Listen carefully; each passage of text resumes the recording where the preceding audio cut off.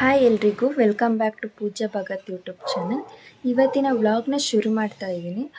ಇವಾಗ ನಾನು ಪೂಜೆ ಮಾಡೋದಕ್ಕೆ ಹೋಗ್ತಾ ಇದ್ದೀನಿ. ಪೂಜೆ ಮಾಡಿ ಬಂದಮೇಲೆ ಯಾಕೆ ಪೂಜೆ ಮಾಡಿದೆ ಅನ್ನೋದನ್ನ ನಿಮಗೆ ಹೇಳ್ತೀನಿ. ಪೂಜೆ ಮಾಡೋದಕ್ಕೆ ಏನೆಲ್ಲ ಸಾಮಾನು ಬೇಕೋ ಅದನ್ನೆಲ್ಲ ತಟ್ಟೆಗೆ ಹಾಕ್ಕೊಂಡು ಇವಾಗ ನಲ್ಲಿ ಪೂಜೆ ಮಾಡಬೇಕು ಅಂತ ಹೋಗ್ತಾ ಇದ್ದೀನಿ. ಆ್ಯಕ್ಚುಲಿ ಇದನ್ನು ಸ್ವಲ್ಪ ಮನೆಯಿಂದ ಹೊರ್ಗಡೆನೇ ತೊಗೊಂಡು ಬರಬೇಕಿರೋದು ನೀರನ್ನ. ಹಾಗಾಗಿ ನಾನು ಮನೆ ಪಕ್ಕದಲ್ಲೇ ಇರೋ ನಲ್ಲಿ ಹತ್ರನೇ ಬಂದು ಪೂಜೆ ಮಾಡ್ತಾಯಿದ್ದೀನಿ. ಈ ಪೂಜೆನ 3 ಮಂತ್ಸ್ ಬಂದಾಗ, ಇಲ್ಲಾಂದರೆ 3 ಮಂತ್ಸ್ ಕಂಪ್ಲೀಟ್ ಆಗೋದಿನ್ನು 3 ಡೇಸ್ ಇದೆ ಅನ್ನೋಷ್ಟರಲ್ಲಿ ನಮ್ಮ ಸೈಡ್ ಈ ಥರ ಪೂಜೆ ಮಾಡಿಸ್ತಾರೆ. ಈ ಪೂಜೆ ಮಾಡಾದಮೇಲೆ ನಾವು ತಣ್ಣೀರನ್ನ ಯಾವಾಗ ಬೇಕಿದ್ರೂ ಮುಟ್ಬೋದು. ಅಲ್ಲಿ ತನಕ ನಾವು ತಣ್ಣೀರು ಮುಟ್ಟಂಗಿಲ್ಲ, ಮತ್ತು ಮನೇಲಿ ಪರ್ಕೆ ಹಿಡ್ಕೊಂಡು ಕಸ ಗುಡಿಸೋಂಗಿಲ್ಲ, ಮತ್ತು ಅಡುಗೆ ಸ್ಟವ್ ಹಚ್ಚಂಗಿಲ್ಲ. ಇದನ್ನೆಲ್ಲ ಮಾಡಬೇಕು ಅಂದರೆ ನಾವು ಈ ಪೂಜೆ ಮಾಡಾದ್ಮೇಲೆ ಮಾಡಬೇಕಿರೋದು. ಮತ್ತು ಈ ಪೂಜೆ ಆಗೋ ತನಕ ನಾವು ಅಡುಗೆ ಮನೆಗೆ, ದೇವ್ರ ಮನೆಗೆ ಎಲ್ಲೂ ಓಡಾಡೋಂಗಿಲ್ಲ. ರೂಮಲ್ಲಿ ಮಾತ್ರ ಇರಬೇಕು, ಮನೇಲೆಲ್ಲ ಓಡಾಡೋಂಗಿಲ್ಲ, ಏನು ಮುಟ್ಟಂಗಿಲ್ಲ. ಈ ಥರ ಎಲ್ಲ ರೂಲ್ಸ್ ಇದೆ. ಹಿಂದಿನ ಕಾಲದಲ್ಲಿ ಬಾಣಂತಿ ಅಂತ ಹೇಳಿದ್ರೂ ರೆಸ್ಟ್ ಇರಲಿಲ್ಲ, ಕೆಲಸ ಮಾಡಲೇಬೇಕಿತ್ತು. ಏಕೆಂದರೆ ಮನೇಲಿ ತುಂಬ ಜಾಸ್ತಿ ಜನ ಇರೋದ್ರಿಂದ ಕೆಲಸ ಜಾಸ್ತಿ ಇರುತ್ತೆ ಅಂತ ಸಣ್ಣ ಪುಟ್ಟ ಕೆಲಸ ಆದರೂ ಮಾಡಿಸ್ತಾಯಿದ್ರು. ಅದನ್ನು ಮಾಡಿಸ್ಬಾರ್ದು ಅಂಥೇಳಿ 90 ದಿನ ಆದ್ರೂ ಬಾಣಂತಿ ರೆಸ್ಟಲ್ಲಿ ಇರಬೇಕು ಅಂತ ಈ ರೂಲ್ಸ್ನ ಮಾಡಿದರು ಅಂತ ಹೇಳ್ತಾರೆ. ಅದು ನಿಜನ ಏನು ಅಂತ ನನಗೂ ಸರಿಯಾಗಿ ಗೊತ್ತಿಲ್ಲ. ನಮ್ಮ ಕಡೆ ಈ ಪೂಜೆ ಮಾಡೋ ತನಕ ದೇವ್ರಿಗೆ ಸಲ್ಲೋದಿಲ್ಲ, ನಾವೇನೇ ಪೂಜೆ ಮಾಡಿದ್ರು ಅಂತ. ಬಾಣಂತಿ ಆಗಿದ ತಕ್ಷಣ ಆವಾಗಿಂದ ಈ ಪೂಜೆ ಮಾಡೋ ತನಕ ನಾವು ದೇವ್ರಿಗೂ ಪೂಜೆ ಮಾಡಿರೋದಿಲ್ಲ. ಈ ಪೂಜೆ ಮಾಡಾದಮೇಲೆ ನಾವು ತಣ್ಣೀರನ್ನು ಮುಟ್ಬೋದು, ಮತ್ತು ಮನೇಲಿ ಯಾವುದೇ ರೀತಿ ಕೆಲಸ ಇದ್ರೂ ನಾವು ಮಾಡ್ಬೋದು. ನಮಗೆ ಬೇಕಂದರೆ ಬಿಸಿ ನೀರು ಕಾಯಿಸ್ಕೊಳ್ಳೋದು, ಟೀ ಮಾಡ್ಕೊಳ್ಳೋದು, ಅನ್ನ ಮಾಡ್ಕೊಳ್ಳೋದು, ಇಲ್ಲ ಮನೇಲಿ ಕಸ ಗುಡಿಸೋದು, ಬೇರೆ ಯಾವುದೇ ಕೆಲಸನಾದರೂ ನಾವು ಮಾಡ್ಬೋದು. ಆದರೆ ತಣ್ಣೀರು ಜಾಸ್ತಿ ಮುಟ್ಟಬಾರ್ದು. ಮುಟ್ಟದೇ ಇರೋ ಕೆಲಸ ಏನಿದೆ ಅದನ್ನೆಲ್ಲ ಮಾಡ್ಬೋದು, ಮತ್ತು ಅಡುಗೆನೂ ಮಾಡ್ಬೋದು. ಈ ಪೂಜೆ ಎಲ್ಲ ಮಾಡಾದಮೇಲೆ ನಾವು ಹೊರ್ಗಡೆ ದೇವಸ್ಥಾನಕ್ಕೆ ಹೋಗ್ಬೋದು, ಮತ್ತು ಹೊರ್ಗಡೆ ಯಾರ ಮನೆಗೂ ಹೋಗೋಂಗಿಲ್ಲ. ಅಟ್ಲೀಸ್ಟ್ ಏನಾದರೂ ತೊಗೋಬೇಕು ಅಂದರೆ ಆ ಥರ ಎಲ್ಲ ಓಡಾಡ್ಬೋದು. ಅಮ್ಮ ನಿಂತ್ಕೊಂಡು ನನಗೆ ಯಾವ್ಯಾವ ಥರ ಪೂಜೆ ಮಾಡೋದು ಅಂತ ಹೇಳ್ಕೊಡ್ತಾಯಿತ್ತು. ನಾನು ಅದೇ ಥರ ಪೂಜೆನ ಮಾಡ್ತಾ ಹೋದೆ. ಇವಾಗಿನ ಬಾಣಂತನದಲ್ಲಿ ಬಾಣಂತಿಯರು ಆಲ್ಮೋಸ್ಟ್ 5 to 9 ಮಂತ್ಸ್ ತನಕ ರೆಸ್ಟಲ್ಲಿರ್ತಾರೆ. ಬಟ್ ಆವಾಗ ರೆಸ್ಟಲ್ಲಿ ಇರಲಿಲ್ಲ ಅನಿಸುತ್ತೆ. ನಮ್ಮ ಅಜ್ಜಿಯವರೆಲ್ಲ ಪಾಪು ಆಗಿದ್ದು 1 ತಿಂಗಳಾದಮೇಲೆ ಹೊಲಕ್ಕೆಲ್ಲ ಹೋಗಿ ಕೆಲಸ ಮಾಡ್ತಿದ್ರಂತೆ. ಈಗ ನಮ್ಮಮ್ಮ ಅವರೆಲ್ಲ ನಾವು ಹುಟ್ಟಿದ ಮೇಲೆ 5 ತಿಂಗಳಿಗೇ ತೊಟ್ಲು ತೊಗೊಂಡು ಬಂದು ತಣ್ಣೀರೆಲ್ಲ ಜಾಸ್ತಿ ಮುಟ್ಟಿ ನೀರಲ್ಲೆಲ್ಲ ಕೆಲಸ ಮಾಡಿದ್ವಿ ಅಂತ ಹೇಳ್ತಾರೆ. ಬಟ್ ಇವಾಗಿನ ಬಾಣಂತನದಲ್ಲಿ 9 ತಿಂಗಳ ತನಕ ಏನು ಕೆಲಸ ಮಾಡೋದಿಲ್ಲ. ಆಲ್ಮೋಸ್ಟು ಯಾರಾದರೂ ಅನಿವಾರ್ಯ ಮಾಡಲೇಬೇಕು ಅನ್ನೋದಿದ್ದರೆ ಮಾಡ್ತಾರೆ. ಇನ್ನು ಕೆಲವ್ರ ಮನೇಲಿ 9 ತಿಂಗಳ ತನಕ ಏನು ಕೆಲಸ ಮಾಡಿಸೋದಿಲ್ಲ. ಪೂಜೆ ಎಲ್ಲ ಮಾಡಾದಮೇಲೆ ನಾನು ಆ ಚೊಂಬಲ್ಲಿ ನೀರು ತೊಗೊಂಡೋಗಿದ್ದೆ ಮನೆ ಒಳಗಡೆ. ಆ ನೀರಲ್ಲಿ 3 ಸಲ ಆ ನೀರನ್ನ ಕೈ ತೊಳೆದೆ. ಅದಾದಮೇಲಿಂದ ನಾನು ಮಾಮೂಲಿ ಬಿಸಿ ನೀರನ್ನೇ ಮುಟ್ಟಿದೆ. ನಮ್ಮ ಕಡೆ ಈ ಥರ ಪೂಜೆ ಮಾಡ್ತಾರೆ. ನಿಮ್ಮ ಸೈಡ್ ಯಾವ ಥರ ಮಾಡ್ತಾರೆ ಅಂತ ಕಮೆಂಟ್ ಮಾಡಿ. ಬೆಳಿಗ್ಗೆ ನಮ್ಮ ಮನೇಲಿ ಅಮ್ಮ ಉಪ್ಪಿಟ್ಟು ಮಾಡಿದರು. ಸೊ ನಾವು ಉಪ್ಪಿಟ್ಟು ತಿಂದಾದಮೇಲೆ ಪಿಂಟುನ ರೆಡಿ ಮಾಡ್ತಾಯಿದ್ದೀವಿ. ಯಾಕೆ ಅಂದರೆ ಇವತ್ತು ನಾವು ಹೊರಗಡೆ ಹೋಗ್ತಾ ಇದ್ವಿ. ಅದಕ್ಕೋಸ್ಕರ ಪಿಂಟು ಅವ್ರ ಅಪ್ಪನ ಕೇಳಿ ಹೊಸ ಡ್ರೆಸ್ ಹಾಕ್ಸ್ಕೊಂಡು ರೆಡಿ ಮಾಡಿಸ್ಕೊತಾ ಇದ್ದಾನೆ.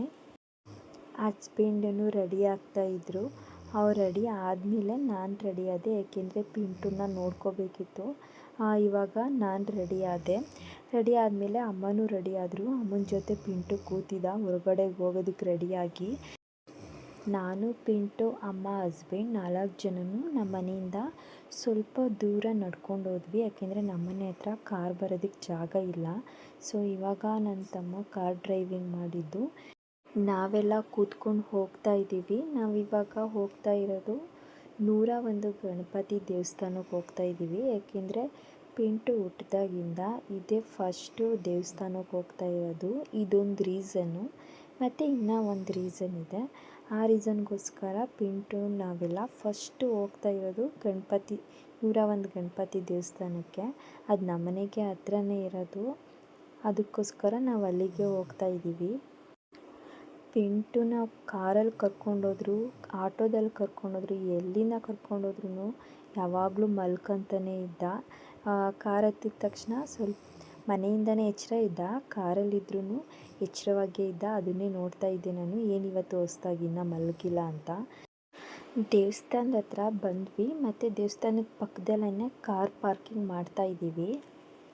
ನಮ್ಮ ಮೈಸೂರಲ್ಲಿ ಯಾವಾಗಲೂ ಯಾರೇ ವೆಹಿಕಲ್ಸ್ ತೊಗೊಂಡ್ರು ಈ 101 ಗಣಪತಿಗೇ ಬಂದು ಪೂಜೆ ಮಾಡಿಸೋದು. ಮೈಸೂರಲ್ಲಿ ಅಂತಲ್ಲ, ಅಕ್ಕಪಕ್ಕ ಯಾವುದೇ ಹಳ್ಳಿ ಯಾವುದೇ ಊರಾದ್ರೂ ಆಲ್ಮೋಸ್ಟ್ ಎಲ್ಲರೂ ಫಸ್ಟ್ ಪೂಜೆ ಗಣಪತಿಗೆ ಮಾಡಿಸ್ಬೇಕು ವೆಹಿಕಲ್ಗೆ ಅಂತೇಳಿ ಇಲ್ಲಿಗೇ ಬರ್ತಾರೆ. ಬೆಳಗ್ಗೆ ಆದರೂ ಸರಿ, ಸಂಜೆ ಆದರೂ ಸರಿ, ಇಲ್ಲಿ ಯಾವಾಗಲೂ ವೆಹಿಕಲ್ ಪೂಜೆ ಮಾಡ್ದಂಗೆ ಇರುತ್ತೆ. ಎಲ್ಲ ಡೇಸಲ್ಲೂ ಪೂಜೆ ಮಾಡಿಸ್ತಾನೆ ಇರ್ತಾರೆ. ಬೆಳಗ್ಗೆ ಸಂಜೆ ಬಂದರೆ ನೀವು ನೋಡ್ಬೋದು, ಒಂದು ವೆಹಿಕಲ್ ಆದ್ರೂ ಪೂಜೆ ಮಾಡಿಸೋದಕ್ಕೆ ಅಂತ ಬಂದಿರುತ್ತೆ. ಅಮ್ಮ ಪಿಂಟುನ ಕರ್ಕೊಂಡು ದೇವಸ್ಥಾನದೊಳಗಡೆ ಬಂತು. ಆದರೆ ನಮ್ಮ ಪಿಂಟು ನಿದ್ದೆ ಮಾಡ್ತಿರ್ಲಿಲ್ಲ, ದೇವ್ರನ್ನೆಲ್ಲ ನೋಡ್ತಾ ಇದ್ದ. ಏನಿದು ಅಂತ ಅವನಿಗೆ ಅನಿಸಿರ್ಬೇಕು, ಸುತ್ತಮುತ್ತ ನೋಡ್ತಾನೆ ಇದ್ದ. ನನ್ನ ಹಸ್ಬೆಂಡ್ ಅರ್ಚನೆ ಮಾಡಿಸೋದಕ್ಕೆ ಅಂತೇಳಿ ಎಲ್ಲರ ಹೆಸ್ರನ್ನು ಹೇಳಿ ದೇವಸ್ಥಾನದಲ್ಲಿ ಅರ್ಚನೆ ಮಾಡಿಸ್ತಾಯಿದ್ರು. ಪಿಂಟು ಜೊತೆಗೆ ನಾವು ಫಸ್ಟ್ ಟೈಮ್ ದೇವಸ್ಥಾನಕ್ಕೆ ಹೋಗಿರೋದು ಅಂತ ಪಿಂಟು ಹೆಸ್ರಲ್ಲಿ ಮತ್ತು ಮನೆಯವ್ರ ಹೆಸ್ರಲ್ಲಿ ಅರ್ಚನೆ ಮಾಡಿಸಿದ್ವಿ. ಅರ್ಚನೆ ಎಲ್ಲ ಮಾಡಿಸಾದ್ಮೇಲೆ ಕಾರ್ಗೆ ಪೂಜೆ ಮಾಡಿಸ್ತಾ ಇದ್ದೀವಿ. ನೀವು ನೋಡ್ತಿರ್ಬೋದು, ಇದೇ ಕಾರ್ನ ನಾವು ಸೆಕೆಂಡ್ಸ್ ಕಾರ್ನ ಇವಾಗ ಪರ್ಚೇಸ್ ಮಾಡಿದ್ದು. ನಾವು ನೆಕ್ಸ್ಟ್ ಇಯರು ಹೊಸ ಕಾರ್ನ ಪರ್ಚೇಸ್ ಮಾಡೋಣ ಅಂತ ಅಂದ್ಕೊಂಡಿದ್ವಿ. ಆದರೆ ನಮಗೆ ನೆಕ್ಸ್ಟ್ ಇಯರ್ ತನಕ ಕಾರು ಬೇಕು ಈ ಇಯರೇ ಅಂತ ಹೇಳ್ಬಿಟ್ಟು ನಾವು ಸೆಕೆಂಡ್ಸ್ನ ತೊಗೊಂಡ್ವಿ. ಈವಾಗಲೇ ಫಸ್ಟ್ ಹೊಸ ಕಾರ್ನ ತೊಗೋಬೋದಿತ್ತು, ಬಟ್ ನಮ್ಮದು ಪ್ಲ್ಯಾನ್ ಮುಂದೆ ಬೇರೆ ಇರೋದ್ರಿಂದ ಇವಾಗ ಸೆಕೆಂಡ್ಸ್ನೇ ತೊಗೊಂಡಿರೋಣ. ಅದಾದಮೇಲೆ ಒಂದು 2 ಇಯರ್ಸು ಹಳೆ ಕಾರ್ನೇ ಓಡಿಸ್ಬಿಟ್ಟು ಅದಾದಮೇಲೆ ಹೊಸ ಕಾರ್ ತೊಗೊಳ್ಳೋಣ ಅಂತ ಪ್ಲ್ಯಾನ್ ಮಾಡಿದ್ವಿ. ಇವಾಗ ಇದು ಹೊಸ್ದಾಗಿ ಬಂದಿರೋದ್ರಿಂದ ಪೂಜೆ ಮಾಡಿಸೋಣ ಅಂತೇಳಿ ಪೂಜೆ ಮಾಡಿಸ್ತಾ ಇರೋದು. ಇವಾಗ ನಾವು ಸಡನ್ನಾಗಿ ಕಾರ್ ತೊಗೊಳ್ಳೇಬೇಕಿತ್ತು, ಯಾಕೆಂದರೆ ಪಿಂಟು ಎಲ್ಲಿಗೆ ಹೋಗಬೇಕು ಅಂದ್ರೂ ಬೈಕಲ್ಲಿ ಹೋಗೋದಕ್ಕೆ ಆಗಲ್ಲ. ಇನ್ನು ಮಳೆ ಎಲ್ಲ ಬರೋ ಟೈಮ್ ಇರೋದ್ರಿಂದ ನಾವು ಬೈಕಲ್ಲಿ ಹೋದರೆ ಮುಂದೆ ಮಳೆ ಬರ್ಬೋದು, ಮತ್ತು ಏನಾದರೂ ಲೇಟ್ ಆದ್ರೂ ನಾವು ಕಾರಲ್ಲಾದರೆ ಸೇಫ್ಟಿ ಇರುತ್ತೆ. ಮಳೆ ಬಂದರೂ ಏನೇ ಆದ್ರೂ, ಮತ್ತು ಲೇಟಾಗಿ ಎಲ್ಲೇ ಹೊರಗಡೆ ಹೋದ್ರೂ ಗಾಳಿ ಬೀಸ್ತು ಆ ಥರ ಏನೂ ಪ್ರಾಬ್ಲಮ್ ಇರೋದಿಲ್ಲ. ಅದಕ್ಕೋಸ್ಕರ ಪಿಂಟುಗೋಸ್ಕರ ಅಂತ ಹೇಳಿ ನಾವು ಕಾರ್ನ ತೊಗೊಂಡಿದ್ದು ಇವಾಗಲೇ.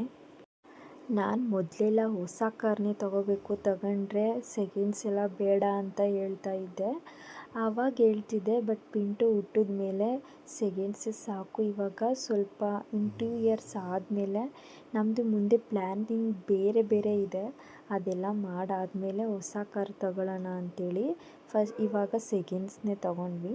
ನನ್ನ ಹಸ್ಬೆಂಡ್ಗೂ ಹೊಸ ಕಾರ್ ತೊಗೋಬೇಕು ಅಂತ ಇಷ್ಟ ಇತ್ತು, ಆದರೆ ಅವರೂ ಏನು ಡಿಸೈಡ್ ಮಾಡಿದ್ರು ಗೊತ್ತಿಲ್ಲ, ಸಡನ್ಲಿ ಸೆಕೆಂಡ್ಸೇ ತಗೊಳ್ಳೋಣ ಅಂತ ಹೇಳಿದ್ರು.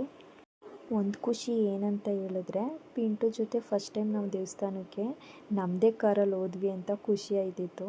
ನೋಡಿ, ನಮ್ಮ ಪಿಂಟು ಜೊತೆ ಫೋಟೋ ತಗೊಳ್ಳೋಣ ಕಾರ್ ಮುಂದೆ ನಿಂತ್ಕೊಂಡು ಅಂತ ಪಿಂಟುಗೆ ಎಷ್ಟೇ ಎತ್ಸಿದ್ರು ನಾವು ಎದ್ದೇಳ್ತಾನೇ ಇಲ್ಲ. ನಿದ್ದೆ ಮಾಡ್ತಾ ಕಣ್ಣು ಮುಚ್ಕೊಂಡು ಕೂತ್ಬಿಟ್ಟಿದ್ದ. ನಾವೆಷ್ಟೇ ಎದ್ದೊಳಿಸಿದ್ರೂ ಎದ್ದು ನಿಲ್ಲಿಸಿದ್ರು ಕಾರ್ ಮುಂದೆ, ಎಷ್ಟೇ ಎತ್ಕೊಂಡು ಆಟ ಆಡಿಸಿದ್ರು ಅವನು ಕಣ್ಣು ಬಿಡ್ತಾನೆ ಇರಲಿಲ್ಲ. ಅವನು ಆಮೇಲೆ ಕಣ್ಣು ಬಿಟ್ಟ.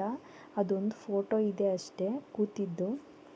ಮತ್ತು ಅವನು ಎದ್ದ, ಮೈಂಡೆಲ್ಲ ಫ್ರೆಶ್ ಅನಿಸುತ್ತೆ, ಫ್ರೆಶ್ ಮೂಡಲ್ಲಿದ್ದ, ನಗ್ತಾ ಇದ್ದ. ಆಗ ಅವರಪ್ಪ ಕರ್ಕೊಂಡೋಗಿ ದೇವ್ರ ಮುಂದೆ ತೋರಿಸ್ತಾ ಇದ್ರು. ಮತ್ತು ದೇವರ ಆಶೀರ್ವಾದ ತೊಗೋಬೇಕು ಅಂತ ಅಲ್ಲಿರೋ ಪುರೋಹಿತರು ಕೇಳಿ ಪಿಂಟುನ ಕೊಟ್ಟರು. ಅವ್ರು ಕರ್ಕೊಂಡೋಗಿ ದೇವ್ರ ಹತ್ರ ಸ್ವಲ್ಪ ಹೊತ್ತು ಇಟ್ಬಿಟ್ಟು ನಮಗೆ ಕರ್ಕೊಬಂದು ಕೊಟ್ಟರು. ಮತ್ತು ನಾವು ದೇವ್ರ ಸುತ್ತ ಪ್ರದಕ್ಷಿಣೆ ಹಾಕೋಣ ಅಂತ ಹೋದ್ವಿ. ಪಿಂಟು ಅವರಪ್ಪ ಮಾತ್ರ ಈ ದೇವ್ರಿಗೆ ಕೈ ಮುಗಿ ಒಳ್ಳೇದು ಮಾಡಪ್ಪ ದೇವರೇ ನನ್ನ ಮಗನಿಗೆ ಅಂತ ಹೇಳ್ಬಿಟ್ಟು ಅವರು ದೇವಸ್ಥಾನ ಸುತ್ತ ಅವನ್ನ ಕರ್ಕೊಂಡು ಓಡಾಡ್ತಾ ಇದ್ದರು. ನನಗಂತೂ ಈಚೆ ಬಂದಿರೋ ಖುಷಿನೇ ಖುಷಿ, ಯಾಕೆಂದರೆ ಯಾವಾಗಲೂ ರೂಮಲ್ಲಿ ಇದ್ದು ಬೇಜಾರಾಗಿತ್ತು. ಪಿಂಟು ಇರೋದ್ರಿಂದ ಸ್ವಲ್ಪ ಬೇಜಾರು ಕಮ್ಮಿ ಆಗೋದು ನಿಜ. ಯಾಕೆಂದರೆ ಮಕ್ಕಳು ಇದ್ದರೆ ಅವರು ನೋಡ್ಕೊಳ್ಳೋದ್ರಿಂದ ನಮಗೆ ಟೈಮ್ ಆಗೋದೇ ಗೊತ್ತಾಗೋದಿಲ್ಲ. ಬಟ್ ನಮಗೆ ಈಚೆಗೆ ಬಂದರೆ ಏನೋ ಹೊರ್ಗಡೆ ಪ್ರಪಂಚಕ್ಕೆ ಬಂದಿದ್ದೀನೇನೋ ಅನ್ನೋಷ್ಟು ಖುಷಿ ಆಗ್ತಾಯಿತ್ತು ನನಗೆ. ಇವಾಗ ನಾವು ದೇವಸ್ಥಾನದಲ್ಲಿ ಪೂಜೆ ಎಲ್ಲ ಆದಮೇಲೆ ಕಾರ್ಗೆಲ್ಲ ಪೂಜೆ ಮಾಡಿಸಾದ್ಮೇಲೆ ಮತ್ತೆ ಮನೆಗೆ ಹೋಗ್ತಾ ಇದ್ದೀವಿ. ಅಲ್ಲೆಲ್ಲ ಎದ್ದಿದ್ದವನು ನಾವು ಕಾರ್ ಹತ್ತಿದ ತಕ್ಷಣ ನಿದ್ದೆಗೆ ಹೊರ್ಟೋದ, ಅಳ್ತಾ ಇದ್ದ ತುಂಬ. ಆಮೇಲೆ ಸಮಾಧಾನ ಮಾಡಿಕೊಂಡು ನಾವು ಕರ್ಕೊಂಡು ಹೋಗ್ತಾ ಇದ್ವಿ. ಹೋಗ್ತಾ ಹೋಗ್ತಾ ದಾರಿಲಿ ಅವನು ನಿದ್ದೆಗೆ ಹೊರ್ಟೋಗ್ಬಿಟ್ಟಿದ್ದ. ಆ್ಯಕ್ಚುಲಿ ಇದು ನನ್ನ ಹಸ್ಬೆಂಡ್ ಫ್ರೆಂಡ್ ಕಾರು. ಅವ್ರು ಹೊಸ ಕಾರ್ ತೊಗೊಂಡ್ರು. ಅವ್ರು ಸೆಕೆಂಡ್ ಸೇಲ್ ಮಾಡ್ತಾ ಇದ್ದೀನಿ ಅಂತ ಹೇಳಿದ ತಕ್ಷಣ ನಾವು ಅದನ್ನು ಬೈ ಮಾಡ್ಕೊಂಡ್ವಿ. ನಮಗೆ ಇವಾಗ ಯೂಸ್ ಜಾಸ್ತಿ ಇದೆ ಅಂತ ಹೇಳ್ಬಿಟ್ಟು ಬೈಕ್ ಇತ್ತು, ಕಾರ್ ಇರಲಿಲ್ಲ ನಮ್ಮ ಹತ್ರ. ಸೊ ಅದಕ್ಕೆ ಇವಾಗ ಕಾರ್ ತೊಗೊಂಡಿದ್ದು. ಮತ್ತು ಇವಾಗ ನಾವು ಮನೆ ಹತ್ರ ಕಾರಲ್ಲಿಂದ ಇಳೋಗ್ಬಿಟ್ಟು ಮನೆಗೆ ಹೋಗ್ತಾ ಇದ್ದೀವಿ. ಅಲ್ಲಿಂದ ಬಂದಮೇಲೆ ಪಿಂಟುನ ಆರತಿ ಮಾಡ್ಬಿಟ್ಟು ಮನೆಗೆ ಕರ್ಕೊಂಡ್ವಿ. ಅಪ್ಪ ಮನೇಲೇ ಇದ್ದಿದ್ದರಿಂದ ಅಪ್ಪನೇ ಆರತಿಗೆಲ್ಲ ರೆಡಿ ಮಾಡ್ಕೊಂಡಿದ್ರು. ಅಲ್ಲಿ ಹೋಗಿ ಮಲಗಿದ ತಕ್ಷಣ ಅವ್ರ ಅಪ್ಪನ ಜೊತೆ ಆಟಾಡ್ತಾ ಇದ್ದ. ಸ್ವಲ್ಪ ಟೈಮ್ ಆದಮೇಲೆ ಆಟಾಡ್ತಾ ಹಂಗೆ ಅಳೋದಕ್ಕೆ ಸ್ಟಾರ್ಟ್ ಮಾಡ್ದ. ಫೀಡೆಲ್ಲ ಮಾಡಾದಮೇಲೆ ಮತ್ತೆ ಇನ್ನೂ ಎಚ್ಚರನೇ ಇದ್ದ, ನಿದ್ದೆ ಮಾಡ್ತಿರ್ಲಿಲ್ಲ. ನಿದ್ದೆ ಮಾಡೋದಕ್ಕೋಸ್ಕರನೇ ಅಳ್ತಿರ್ತಾನೆ. ಅವ್ನು ಅಳೋದೇ ಜಾಸ್ತಿ. ಯಾವಾಗಲೂ ಹೊಟ್ಟೆ ಹಸಿವಾದಾಗ ನಿದ್ದೆ ಬಂದಾಗ ಇದನ್ನು ನಾವು ಕರೆಕ್ಟಾಗಿ ಅಬ್ಸರ್ವ್ ಮಾಡ್ಕೊಂಡಿದ್ದೀನಿ, ಯಾವಾಗ ಅಳ್ತಾನೆ ಅಂತ. ಅವ್ನು ಜಾಸ್ತಿ ಹೊಟ್ಟೆ ಹಸಿದಾಗ ಇಲ್ಲ ನಿದ್ದೆ ಬಂದಾಗ ಅಷ್ಟೇ ಅಳೋದು, ಅದು ಬಿಟ್ಟರೆ ಇನ್ಯಾವ ಟೈಮಲ್ಲೂ ಅಳೋದಿಲ್ಲ. ಇವಾಗ ಅವನು ಕೆಳಗಡೆ ಎಷ್ಟೇ ನಾವು ಮಲಗಿಸಿದ್ರು ಅವನು ಮಲ್ಕೋತಿರ್ಲಿಲ್ಲ, ಅಳ್ತಾನೆ ಇದ್ದ ಜಾಸ್ತಿ. ಅದಕ್ಕೆ ನಾನು ಲಾಲಿಗೆ ಹಾಕ್ಬಿಟ್ಟು ತೂಗ್ತಾ ಇದ್ದೀನಿ ಮಲ್ಕೊಳ್ಳೋದಕ್ಕೆ. ನಮ್ಮ ಪಿಂಟು ಅವರಪ್ಪ ಸಾಂಗ್ ಹೇಳು ಅಂತ ಹೇಳ್ತಾಯಿದ್ರು ಅವ್ನು ಮಲ್ಕೊಳ್ಳೋಕ್ಕೆ. ನನಗೆ ಲಾಲಿ ಸಾಂಗ್ಗಳು ಅಷ್ಟು ಗೊತ್ತು, ಬಟ್ ಜಾಸ್ತಿ ಲೈನ್ಸ್ ಎಲ್ಲ ಗೊತ್ತಿಲ್ಲ. ಎಲ್ಲ ಸಾಂಗಲ್ಲೂ 1-2 ಲೈನ್ಸು, 1 ಲೈನ್ ಅಷ್ಟೇ ನನಗೆ ಗೊತ್ತಿರೋದು. ಅದನ್ನ ಹೇಳಿದ್ರೆ ಅವ್ರು ನಗ್ತಾರೆ ಅಂತೇಳಿ ನಾನು ಸಾಂಗ್ ಹೇಳಲಿಲ್ಲ. ಯಾರೂ ಇಲ್ಲದಿದ್ದಾಗ ನಾನು ಮೊಬೈಲಲ್ಲಿ ಹಾಕ್ಬಿಟ್ಟು ಅದ್ರ ಜೊತೆ ನಾನು ಹೇಳ್ತಾ ಅವನಿಗೆ ಯಾವಾಗಲೂ ಲಾಲಿ ತೂಗ್ತಾ ಇರ್ತೀನಿ. ಆಲ್ಮೋಸ್ಟ್ ಪಿಂಟು ನಮ್ಮಮ್ಮ ತೂಗಿದ್ರೆ ಬೇಗ ಮಲ್ಕೊತಾನೆ, ನಾನು ತೂಗಿದ್ರೆ ಸ್ವಲ್ಪ ಲೇಟ್ ಮಾಡ್ತಾನೆ. ಒಟ್ಟಿಗೆ ನಾನು ಹಸ್ಬೆಂಡ್ ಇಬ್ಬರು ಒಟ್ಟಿಗೆ ಊಟ ಮಾಡಿದ್ವಿ. ಊಟ ಮಾಡಿ ಆದಮೇಲೆ ಸಂಜೆ ಅಷ್ಟರಲ್ಲಿ ನಾನು ಶಿವಮ್ಮ ಮತ್ತು ಅಪ್ಪ ಇಬ್ಬರು ಊರಿಂದ ಬಂದಿದ್ದರು. ಏಕೆಂದರೆ ಪಿಂಟು ನೋಡಿ ತುಂಬ ದಿನ ಆಗಿತ್ತು ಅಂತ. ಈಗ ನಮ್ಮಮ್ಮ ಅಪ್ಪ ಎಲ್ಲ ದಿನ ನೋಡ್ತಿರ್ತಾರೆ ಪಿಂಟುನ, ಬಟ್ ಅವರು 15 ಡೇಸ್ 10 ಡೇಸ್ ಆ ಥರ ಗ್ಯಾಪ್ ಬಿಟ್ಟು ಬರೋದ್ರಿಂದ ಬಂದಾಗ ಆಲ್ಮೋಸ್ಟ್ ಅವನ ಜೊತೆಗೆ ಆಟಾಡ್ಕೊಂಡು ಟೈಮ್ ಪಾಸ್ ಮಾಡ್ತಿರ್ತಾರೆ. ಮತ್ತು ನಮ್ಮಮ್ಮ ಅಪ್ಪನ ಜೊತೆ ಎಲ್ಲ ಮಾತಾಡ್ತಿರ್ತಾರೆ, ಫೋನಲ್ಲೂ ಮಾತಾಡ್ತಾರೆ ದಿನ.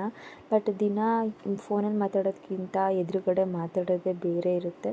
ಸೊ ನಮ್ಮಮ್ಮ ಅಪ್ಪ ಮತ್ತು ಶಿವಮ್ಮ ಅಪ್ಪ ಇವ್ರು 4 ಜನ ಮಾತಾಡ್ತಿದ್ರೆ ನಾನು ನನ್ನ ಹಸ್ಬೆಂಡ್ ಸೈಲೆಂಟ್ ಆಗಿಬಿಡ್ತೀವಿ, ಅವ್ರ ಮಾತನ್ನ ಕೇಳಿಸ್ಕೊತಾ ಇರ್ತೀವಿ. ಮತ್ತು ಮಧ್ಯ ಪಿಂಟು ಜೊತೆ ಸ್ವಲ್ಪ ಆಟಾಡ್ತಾ ಇದ್ದೆ. ಇದಾಗಿತ್ತು ನನ್ನ ಇವತ್ತಿನ ಬ್ಲಾಗ್. ಇನ್ನು ಯಾರೆಲ್ಲ ನನ್ನ ಚಾನೆಲ್ನ ಸಬ್ಸ್ಕ್ರೈಬ್ ಮಾಡಿಲ್ಲ ಅವರೆಲ್ಲ ಸಬ್ಸ್ಕ್ರೈಬ್ ಮಾಡಿ, ಲೈಕ್ ಮಾಡಿ, ಶೇರ್ ಮಾಡಿ, ಕಾಮೆಂಟ್ ಮಾಡಿ. ನೆಕ್ಸ್ಟ್ ಬ್ಲಾಗಲ್ಲಿ ಸಿಗ್ತೀನಿ. Thank you.